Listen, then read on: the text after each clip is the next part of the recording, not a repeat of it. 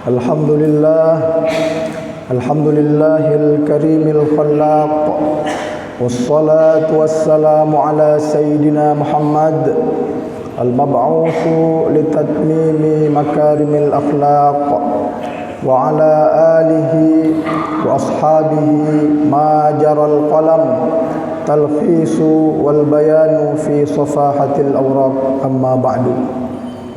Segala puji dan syukur senantiasa kita tujukan kehadirat Allah Subhanahu wa taala, yang mana atas limpahan karunia Allah Subhanahu wa taala, alhamdulillah masih ringan langkah kaki kita untuk hadir ke tempat yang mulia ini dalam rangka menunaikan kewajiban yang difardukan oleh Allah Subhanahu wa taala. Selanjutnya salawat beserta salam senantiasa kita tujukan pula kehadirat pangkuan alam baginda Nabi besar Muhammad sallallahu alaihi wasallam. Moga-moga salawat yang kita baca, lisan yang basah dengan salawat mengingat baginda, dan hati yang penuh dengan kerinduan menjadi penyebab kita mendapatkan rahmat, mendapatkan berkah, dan mendapatkan maghfirah dari Allah Subhanahu wa taala. Amin amin ya rabbal alamin. Kata-kata ta'zim kami kepada pengurus masjid, kepada guru-guru, tengku-tengku, dan seluruh hadirin sidang jamaah Jumat yang dirahmati Allah Subhanahu wa taala. Sebagaimana biasa, sebelum khatib membaca rukun khutbah, terlebih dahulu khatib menyampaikan mau'izah hasanah. Moga-moga apa yang khatib sampaikan ini bermanfaat bagi khatib pribadi dan juga bagi hadirin sidang jamaah Jumat yang dirahmati Allah Subhanahu wa taala.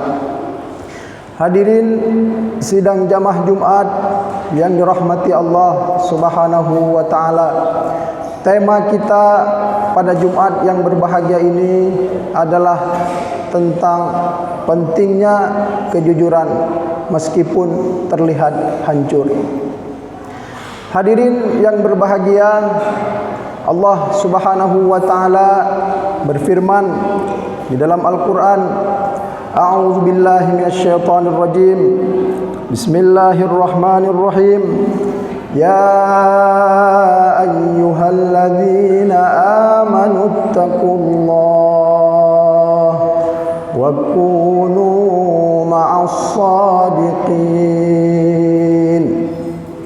Wahai orang-orang yang beriman, bertakwalah kalian kepada Allah, dan hendaklah kalian senantiasa berada bersama orang-orang yang jujur. Hadirin sidang jamaah Jumat yang dirahmati Allah Subhanahu wa taala, jujur terlihat sederhana. Jujur adalah sifat yang semua kita mungkin memahami apa itu jujur. Berdasarkan pengertian, berdasarkan ta'rif, jujur adalah ikhbaru syai' bima yutabiqu al-waqi'. Jujur adalah kita mengabarkan sesuatu sesuai dengan fakta atau kenyataan yang ada. Maka ini pengertian jujur yang mungkin semua kita telah paham secara teori. Maka jujur pada hakikatnya adalah kita menampakkan sesuatu sesuai dengan apa yang ada. Kita menampakkan gaya hidup, kita menampakkan apa yang kita miliki sesuai dengan apa yang memang faktanya. Maka hari ini salah satu fenomena yang kita lihat di media sosial adalah maraknya muncul orang-orang kaya palsu yang dikenal dengan istilah crazy rich, atau orang-orang yang terlihat kaya namun ternyata di balik itu semua hanyalah kebohongan. Ada lagi fenomena dunia modern hari ini, budaya flexing, pansos, yang mana di media sosial kita lihat seolah-olah mereka itu adalah orang yang memiliki segalanya, seolah-olah kehidupannya adalah kehidupan yang super wah. Namun ternyata di balik itu semua ia mendapatkannya dengan cara-cara yang tidak halal. Ia mendapatkannya dengan cara yang penuh dengan kepalsuan, penuh dengan tipu daya. Maka hadirin, bercermin dengan fenomena itu, kita lihat bahwa sifat jujur kiranya sangat perlu untuk kembali kita tekankan, kita tanamkan kepada diri kita, kepada anak-anak kita, kepada keluarga kita, istri kita, lingkungan kita, dan seluruh masyarakat yang dimana kita tinggal di dalamnya. Hadirin sidang jamaah Jumat yang dirahmati Allah Subhanahu wa taala, Ibnu Jauzi menuturkan dalam kitabnya Uyun Hikayat sebuah kisah menarik tentang kejujuran, di mana suatu ketika Khalifah Umar ibni Khattab tengah berjalan di sebuah kampung. Beliau melakukan patroli pada malam itu, berkeliling kampung melihat kondisi rakyatnya pada malam itu. Maka tepat pada malam tersebut, sang khalifah berhenti di sebuah rumah, yang di dalam rumah itu terdapat seorang wanita dan juga seorang putrinya. Maka ketika itu terjadilah dialog antara si wanita ini dengan si anaknya. Sang wanita, lebih tepatnya si ibu, berkata kepada anaknya, "Wahai anakku, campurlah air ini ke dalam susu tersebut agar susunya tampak lebih banyak." Maka kemudian si anak berkata, "Wahai ibu, aku takut jikalau nanti khalifah mendengarkan omongan kita, atau seandainya khalifah tahu sampai kabar ini kepada beliau, apa yang terjadi wahai ibu?" Maka kemudian si ibu meyakinkan putrinya tersebut, "Tenang wahai anakku, mana mungkin khalifah pada waktu-waktu seperti ini datang menghampiri kita, tidak mungkin." Maka kemudian si anak membalas lagi, "Wahai ibu, lantas bagaimana dengan Allah?" Maka kemudian si ibu ketika mendengar jawaban dari sang anak terpaku malu luar biasa. Maka kemudian selang beberapa waktu, tanpa mereka sadari, ternyata Khalifah Umar bin Khattab berada persis di samping tembok rumah mereka.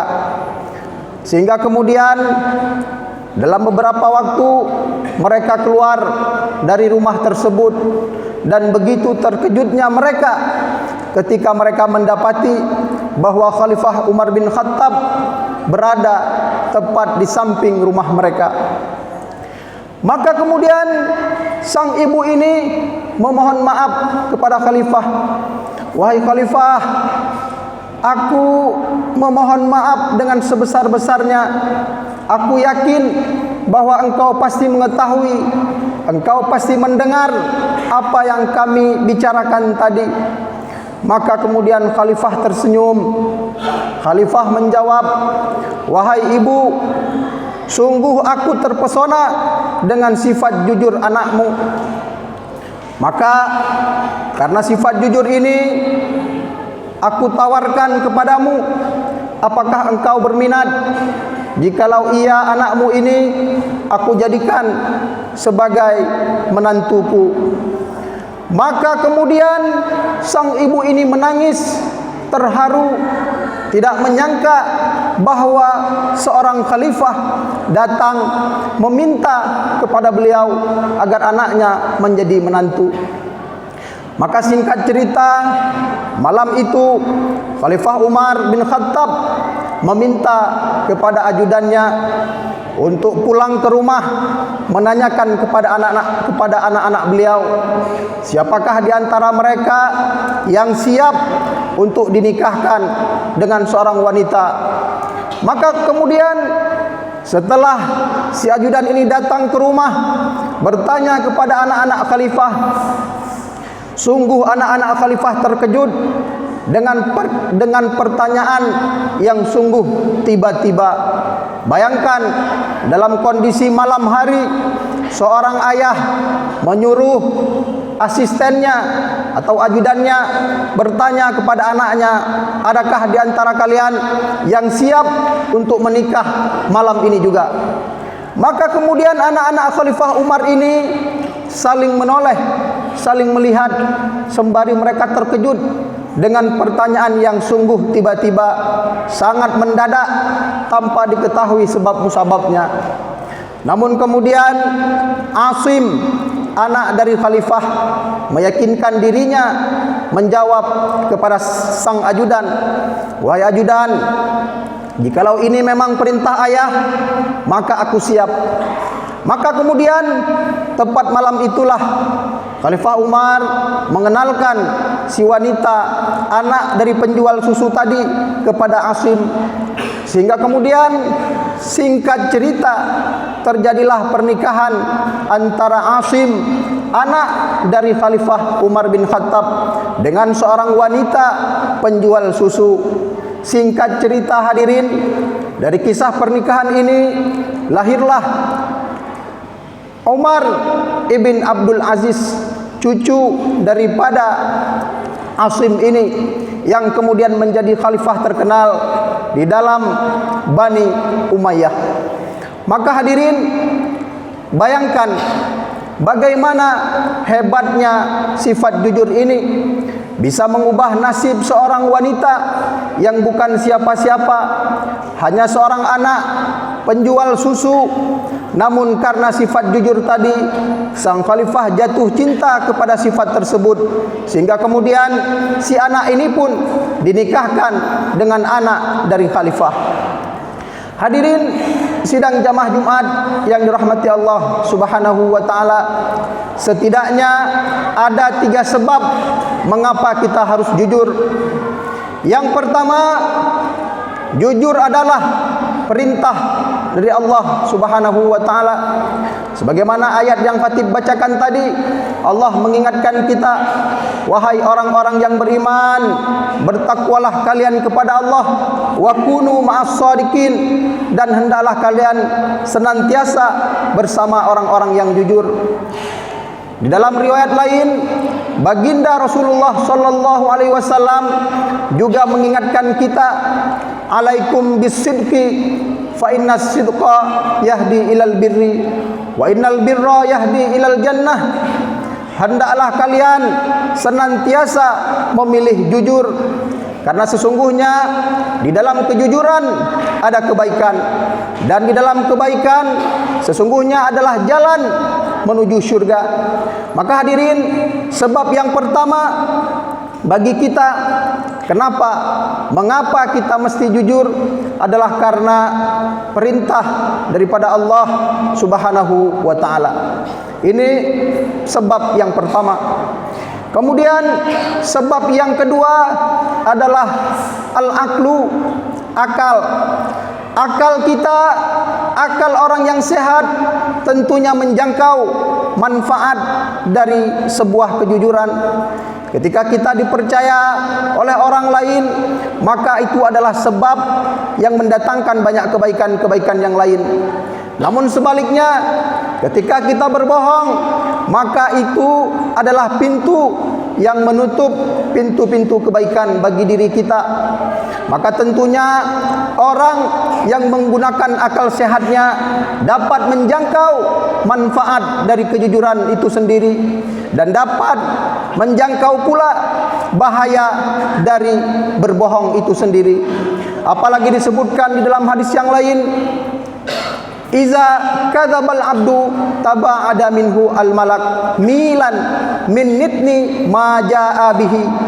Apabila seorang hamba berbohong, maka malaikat rahmat menjauh darinya sejauh 1 mil. Kenapa? Min nitni ma jaa bihi, karena bau yang timbul darinya. Maka bayangkan hadirin, jika kita sering berbohong, maka malaikat rahmat menjauh dari kita.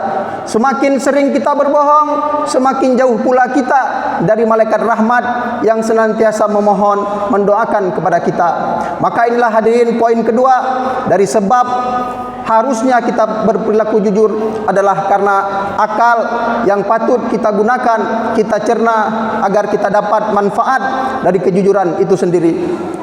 Kemudian yang ketiga adalah al-muru'ah, wibawa. Orang yang menjaga wibawa, orang yang menjaga martabat dirinya, keluarganya, tentu juga akan senantiasa berpegang kepada sifat jujur ini. Tentunya kita tidak ingin dikenal oleh orang sebagai orang pembohong, sebagai orang yang tidak memiliki kredibilitas. Maka sesungguhnya orang yang menjaga marwahnya, orang yang menjaga martabatnya, menjaga nama baiknya, tentu akan senantiasa berperilaku dengan perilaku jujur ini. Maka hadirin, inilah diantara sebab-sebab mengapa kita mesti jujur. Dan yang terpenting, sifat jujur ini adalah sifat para kekasih Allah. Para nabi-nabi semuanya Allah sifati dengan sifat-sifat jujur. Baginda Nabi besar Muhammad sallallahu alaihi wasallam, junjungan kita yang mulia, juga disifati Allah dengan sifat jujur.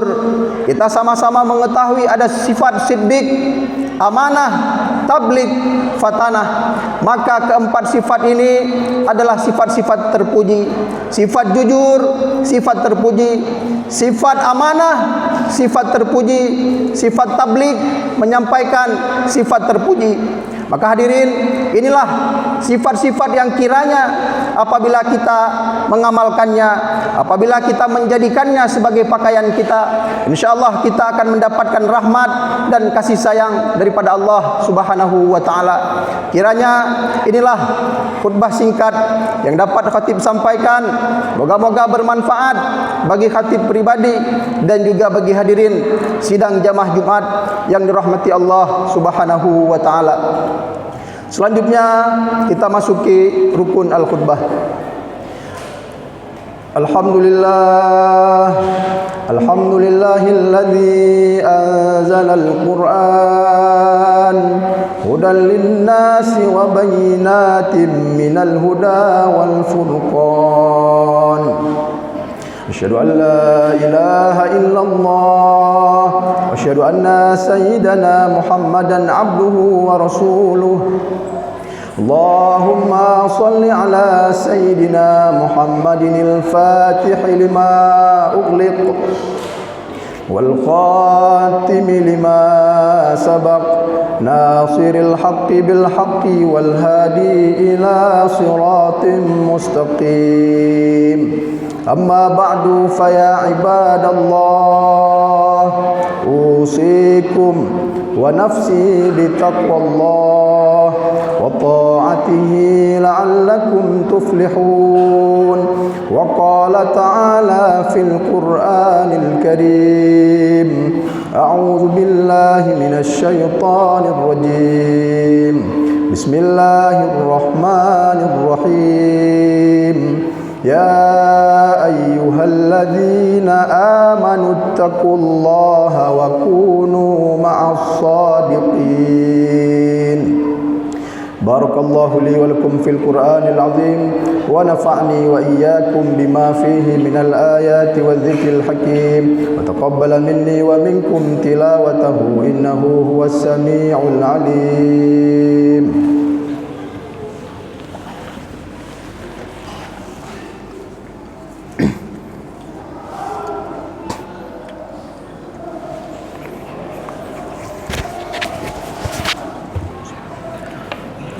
Alhamdulillahi wa kafa, wassalatu wassalamu ala sayyidina Muhammadin al-Mustafa wa ala alihi wa ashabihi ahlus sidqi wal wafa. Amma ba'du, fa ya ibadallah, usikum wa nafsi bitaqwallah wa ta'atihi la'allakum tuflihun. Wa tazawwadu fa inna khairaz zadi taqwa. Wa qala ta'ala fil Qur'anil Karim, a'udzu billahi minasy syaithanir rajim. Bismillahirrahmanirrahim. Wal 'ashr innal insana lafi khusr illa alladhina amanu wa 'amilus solihat wa tawassaw bil haqq wa tawassaw bis sabr. Allahumma ighfir lil muslimina wal muslimat wal mu'minina wal mu'minat al ahya'i minhum wal amwat. Allahumma ahsin 'aqibatana fil umuri kulliha wajirna min khizyid dunya wa 'azabil akhirah. Allahumma innaka 'afuwun karim tuhibbul afwa fa'fu anna ya karim. Allahumma barik lana fi Rajab wa Sya'ban wa ballighna Ramadan wa ballighna Ramadan wa ballighna Ramadan. Rabbana zalamna anfusana wa illam taghfir lana wa tarhamna lanakunanna minal khasirin. Rabbana atina fid dunya hasanah wa fil akhirati hasanatan wa qina azabannar. Sallallahu ala sayyidina Muhammadin wa ala alihi wa sahbihi wa barik wa sallim. Walhamdulillahi rabbil alamin. Ibadallah, innallaha ya'murukum bil adli wal ihsan wa ita'i dzil qurba wa yanha 'anil fahsya'i wal munkari wal baghi ya'idhukum bihi la'allakum tattaqun. Fadhkurullaha yadhkurkum wad'uuhu yastajib lakum wa lazikrullahi akbar. Aqimis shalah. Allah